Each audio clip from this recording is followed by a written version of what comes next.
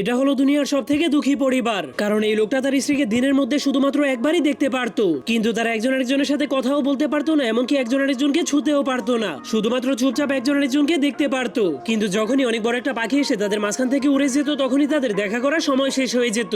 এই জন্য তাদের পায়ের সাথে লাগানো শিকলগুলো তাদেরকে দিয়ে কাজ করানোর জন্য জোর করে তাদেরকে সেখান থেকে নিয়ে যেতে শুরু করে দেয়, কিন্তু তার স্ত্রী তাকে ছেড়ে সেখান থেকে যেতে রাজি হচ্ছিল না। এই জন্য লোকটা তাকে থামানোর জন্য একটা শিকল উঠিয়ে তার দিকে মেরে দেয়। তখন তার স্ত্রী সেটাকে ধরতে পারলেও তাদের পায়ের সাথে লাগানো মেশিনগুলো তাদেরকে জোর করে সেখান থেকে টেনে নিয়ে যায়। এই জন্য লোকটাকে বাধ্য হয়ে আবারও তার কষ্টের কাজ করার জন্য ফিরে যেতে হয়, যেখানে তাকে কয়লার মাধ্যমে অনেক কষ্ট করে এই ঘড়ির মেশিনটাকে চালাতে হয়। এই জন্য লোকটা তার এই কষ্টের জীবন থেকে মুক্তি পেয়ে তার স্ত্রীর সঙ্গে থাকার জন্য একটা বেলচা উঠিয়ে তার পায়ের সাথে লাগানো মেশিনটাকে ভেঙে ফেলার চেষ্টা করে, কিন্তু তখন সে ওই মেশিনটাকে খোলার একটা গোপন রাস্তা খুঁজে পায়। এই জন্য সে একটা পেন্সিল দিয়ে কাগজের উপরে গোপন একটা নকশা এঁকে দেয়। এরপর সে ওই কাগজটাকে একটা প্লেন বানিয়ে বাহিরে উড়িয়ে দেয়। তখন সেই কাগজের প্লেনটা অনেকগুলো বাধা বিপত্তি পার করে তার স্ত্রীর রুমে